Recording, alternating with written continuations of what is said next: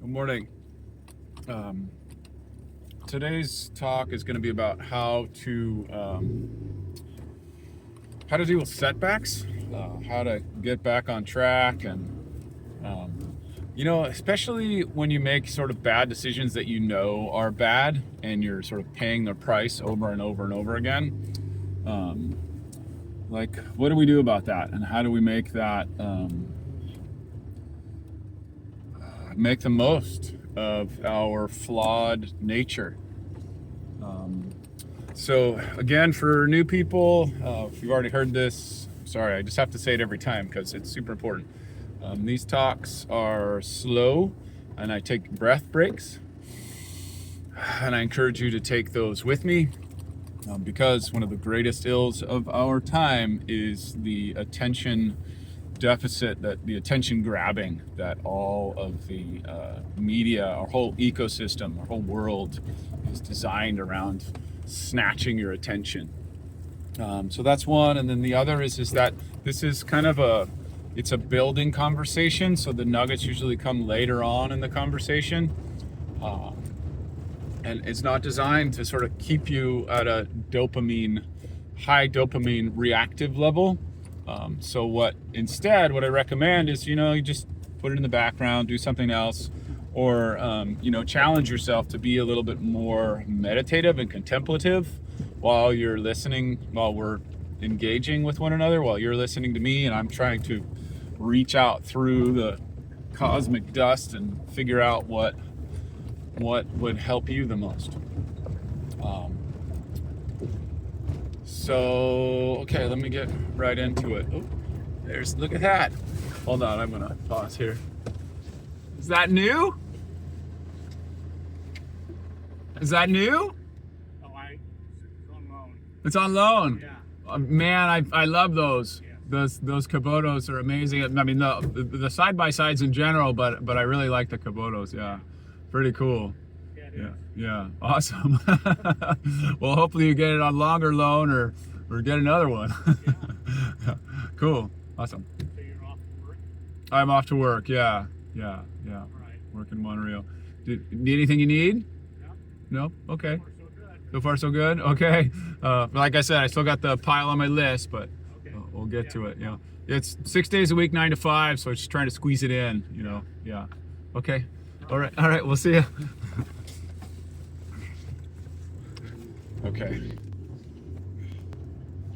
Okay.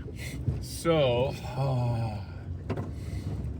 I'm not going to edit that out because I'm not editing these videos, but hopefully you didn't feel like that was too much of a waste of time. I don't know. I kind of liked actually including the little neighborly interactions that I have on a daily basis, because it's kind of one of the things that we need that's missing in our world. We're so much in a hurry to accomplish our goals and get things done that we skip the little niceties and the little connections that we need to do. All right, so how can I help you when you're feeling setbacks? And I kind of really want to talk about bad decisions. Like almost I hesitate to call it addiction, but we all have addictions. We're all addicted to one thing or another. I'm not a purist when it comes to sort of sobriety or whatever, but we do, in my household, we practiced we're mostly teetotalers. We're not 100%, but we're mostly sober. If we do a mind-altering experience, we try to encapsulate it in a ceremony, like a medicine ceremony. But the other day, I drank 2 beers, which was big for me. 2 16-ounce IPAs. That was on Friday night. And then I had 1 16-ounce IPA on Saturday night, and today is Monday, and I'm still feeling the negative effects. And then also, I made some bad decisions around food. I was eating too many. I had some greasy burger, and kind of basically got stressed out. And this happens to all of us. So I think it's really important that I don't try to gloss over all the mistakes that I make. You know, I don't know, there's too many gurus out there that are just like, I'll never make a mistake, or not I never make a mistake, but they're so focused on their system or whatever. You never hear about all their flaws. We all have flaws, and I just don't trust, just don't trust teachers. I just don't trust teachers that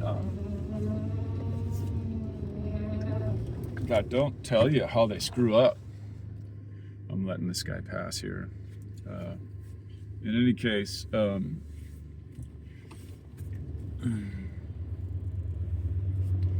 okay, let's see.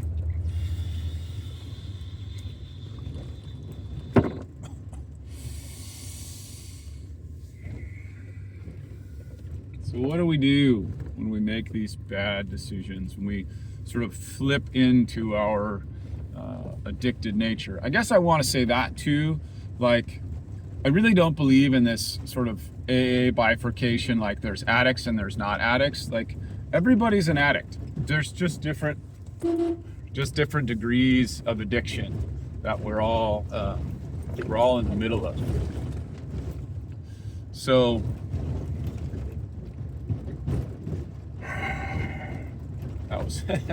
that was my neighbors. I honked at our neighbor's daughter and her were sitting on the driveway. They're gonna go. My daughter and her daughter are gonna go to camp together.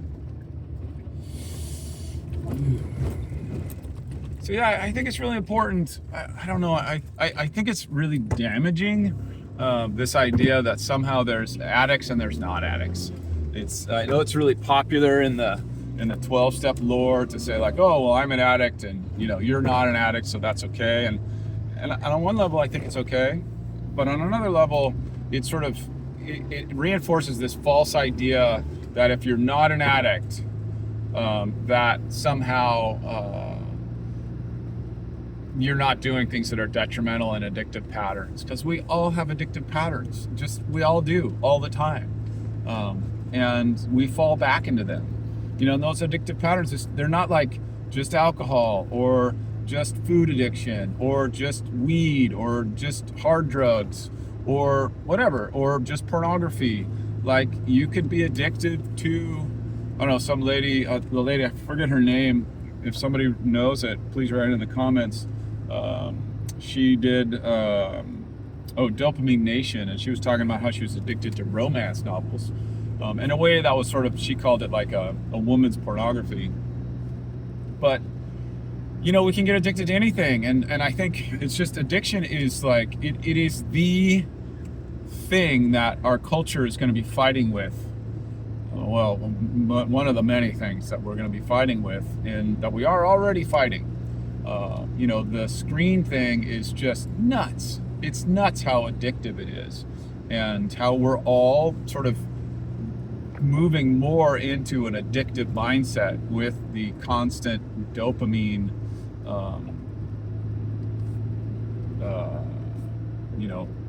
I don't know the proper word, but the dopamine dosing, the rapid dopamine dosing that comes from, getting on social media, TikToks, all those kind of things. I would say, from the stand, if you accept the idea that we're all addicts, we all need to manage our addictions. If you accept that idea, then it becomes really clear that you've got to put guardrails around media. I mean, media is it's the addiction of our era. It's like digital addiction. And so how do you put guardrails around it? How do you deal with that addicted body? I mean, I think the 12 steps are great. I personally, it doesn't.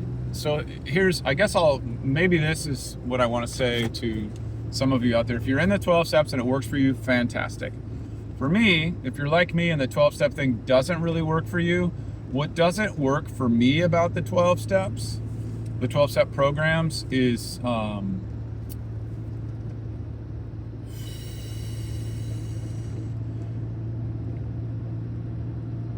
it's kind of the all or nothing thinking of it. Other than that, I'm totally cool with it. And the other part that's really hard for me is most of the people in the 12-step programs have a very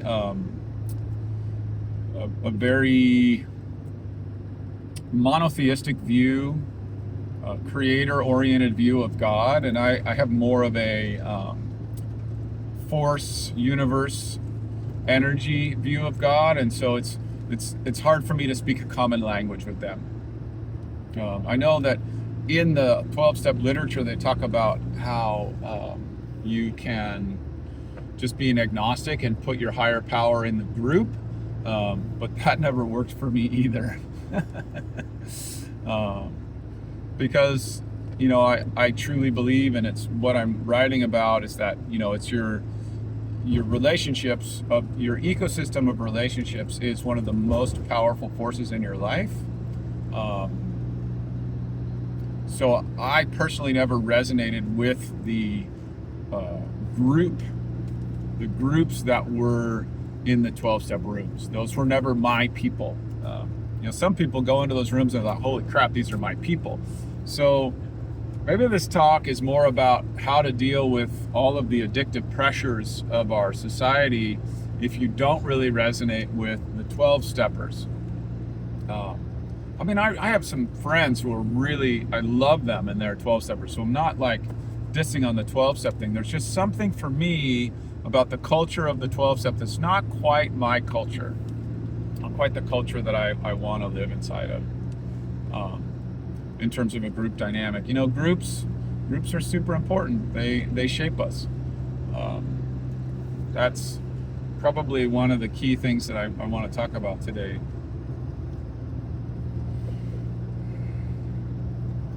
So, all right, so addiction, we're talking about addiction, and we're talking about, when you make bad decisions. So my bad decisions, for example, the last few days where I had some beers, and that was a bad decision. And I had, pizza and burgers, and I had ice cream and all those things. Pizza, ice cream, burgers, and beers. And I'm feeling my body, and I use the Whoop. I've had a Whoop. If you don't know what a Whoop is, it's like the sort of high-level Fitbit that really tracks your recovery and fitness and strain in a very, very powerful way. So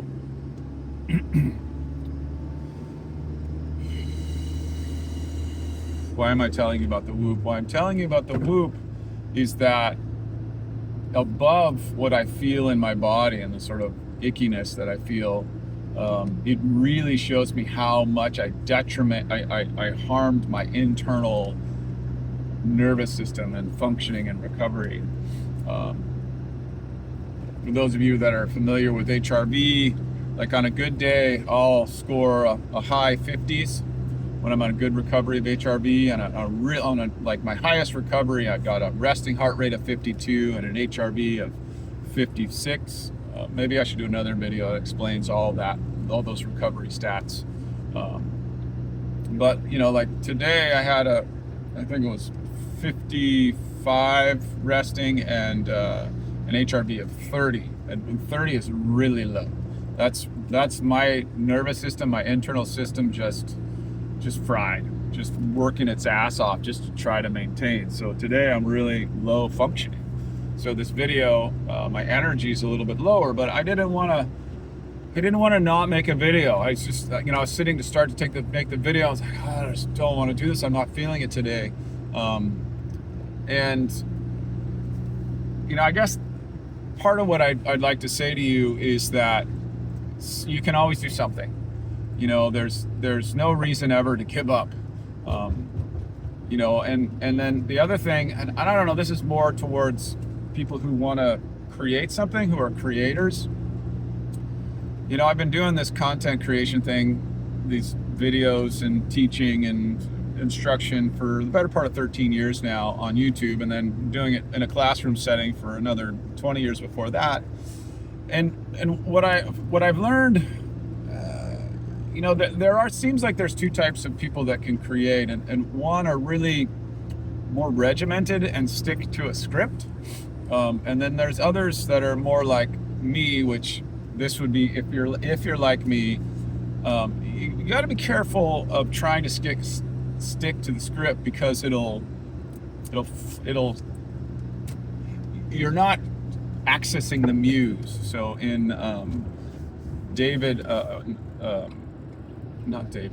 Stephen Pressfield's words, Stephen Pressfield wrote a wonderful book called The War of Art.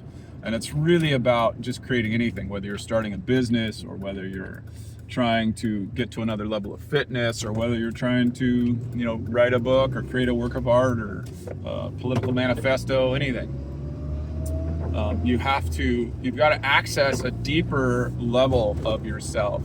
And if you try to confine what you're going to create inside of a container too much, you shut that down. And so I've noticed that as I've been making these videos, sometimes I'll really try to find the right topic for you guys that's really going to resonate and help you the most.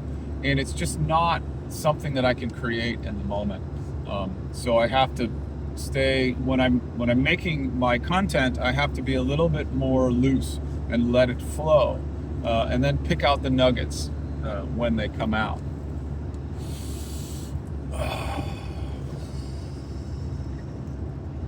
All right, so how to deal with addiction, and how to deal with when you've made some bad choices. Like maybe you screwed off during the day when you should have been working. Maybe it was like me, you made bad food and alcohol choices, and then you're paying the price. So I think, let's see, what do I actually have to contribute that's positive? One thing that comes to mind is that, you know, beating yourself up is a dead-end street. It doesn't ever really help. You know, I think there's this fine line between, oh crap, I blew it again, and I'm never gonna drink again, or I'm never gonna eat a burger again. And I mean, that's actually fine if you can operate in that binary world where you're like, I'm now 100% sober, and I'm now a vegetarian, or I don't eat red meat. Those are pretty solid ideas, and I will contemplate those for my personal life, although I haven't been able to go there yet. I could potentially go there with alcohol. That might be the next step for me. I would say with alcohol, I read this book called this wasn't the book. The book that one book was Mind Body Prescription. That was a good one. Really showed you the link between your thought patterns and your addictive patterns. And then I'm not remembering the other book. It was this lady who quit alcohol, and she had read the Mind Body Prescription. Mind, but I'm not sorry. I don't remember that. But the point is that I read that book, and what she said in that book, if I do find it, I'll put it in the description below. What she really convinced me of was she tore apart all the reasons why people think they have to drink, and and then laid out why those were mostly all false, showed me that there was a path to having an identity. Helped me learn this path. So here's the nugget, that one of the nuggets of this talk that's coming through, and that is that if you want to change a habit pattern where you're really blowing it in your own mind, that you got to start creating a new identity. And so I had created an identity. So I've created an identity, let's say around alcohol, for example. I've created an identity that I'm a very occasional drinker. And that identity has stuck. I used to be a pretty weekly drinker, where I drink, 3 days a week, 4 days a week. And I drink until I felt a buzz. And I would drink in ways like I would drink before my meals, and I'd only drink beer because it kind of gave me a sugar buzz and the alcohol buzz. And I have completely crushed that identity. I have no longer have an identity that would allow me to sort of be a daily or a weekly drinker. 2 days over, I don't know, the last time I think we drank was 3 or 4 months ago, something like that. And again, it was like 1 or 2 days, but still, it's too much. It's not really worth it for me. So I know a lot of young people today have just here's an interesting thing for those of you that don't drink, and maybe this isn't relative to you. I want you to contemplate how the cultural identity of the younger generation has shifted into where most people are non-drinkers. They're still heavy addicts in other ways, but the drinking addiction part, through the podcasters and the Hubermans and the all the different people out there that are promoting this lifestyle, that narrative has begun to shift. Now that is an identity narrative that has shifted on a cultural level, so that it's making it that much easier for the younger generation not to drink. Now the younger generation has all these other addiction problems that they're facing, but drinking is not really one. It's much lower down on the list. Okay, I don't have much time left, so let's see what we can do here. How can I wrap this up in a way that's going to be the most powerful for you? So A is beating yourself up has no value whatsoever. But at the same time, avoiding the pain of the bad decision doesn't have any power either. So there's in a wisdom tradition, in a place where you're actually going to create personal transformation that doesn't really live in these black and white answers. Yesterday's talk was about this middle path between overconfidence and defensiveness. And so it's the same thing when you're trying to tackle an addiction, or when you're trying to make change, or when you've made a bad decision and you want to make change from that bad decision. So you need to sit in the pain. There's a wonderful story about Gandhi. It's in his book. He says how he ate too much nut butter. And somebody asked him if he wanted some medicine or whatever, because his stomach was just all thrashed because he ate a whole bunch of nut butter. And he's like, no, I don't want any medicine, because I want to feel this. I want to feel what I did to myself, so that, I have that incentive to change. So yeah, whether it's too much nut butter, a few beers and pizza and ice cream and burger that threw you over the top and made it so your body feels like garbage today, whatever it is, don't beat yourself up. Don't hide from the pain either. So you got to ride the pain. And this goes back to yesterday's talk about, you don't want to be all righteous and overconfident and ignore the signals that your body's giving you that you made a bad decision. I hear that a lot in people that are not changing. They're not able to say, I made a bad decision. There's a lot in kind of, I guess I would call it liberal culture, in which we're, making it so that our kids don't have to experience bad decisions, or they never lose, or, that kind of thing. But so you have to, but it's not so that it's not like it's this middle path. It's not like I made a bad decision, therefore I'm, I gotta just fight all the time. It's like I made a bad decision and I'm not a bad person. And riding through that pain, surfing through that pain, and finding what the body's trying to tell you, what the body mind is trying to tell you. Not, that's pretty much it. So I'm going to repeat it so that it's really clear. You made a bad decision. You feel like crap. You feel the pain, but you don't beat yourself up. You don't run away from the pain. You don't become in a righteous place where you defend it because of somebody else that did it to you, or the system did it to you, or you can't win. And you don't go into a place of defending yourself because you don't want to feel the pain. You don't want to feel the depression of it. You don't want to fall into depression or go into an ego righteousness. You got to find that middle path of feeling. And again, so we circle back to meditation. So in meditation, you feel everything that comes up physically in your body, and then a more body-centered meditation, and you let that in and you be with it and you sit with it. And the longer you can sit with that pain, one of my therapists that I see every 2-3 years, I haven't seen him for probably 3 years now. I'm still working on this thing that he gave me, where the longer I sit with my pain rather than try to change it or fix it, the more it naturally shifts and changes on its own. So stop trying to fix and change the pain.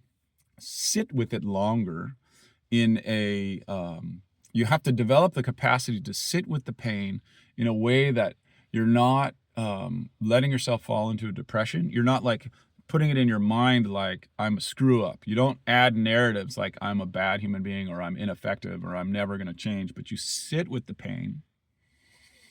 And the longer you can sit with that pain, the more it naturally sort of opens up and evolves, and you'll begin to be able to make the right new choices aligned with that.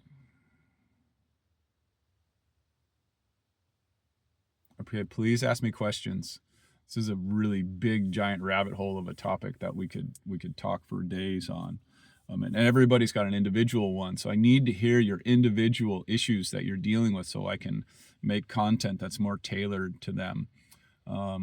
The link to the email newsletter, coaching offerings is in the description on the channel. I try to remember to put them also in the description on the video and in the comments, but for sure in the description on the channel.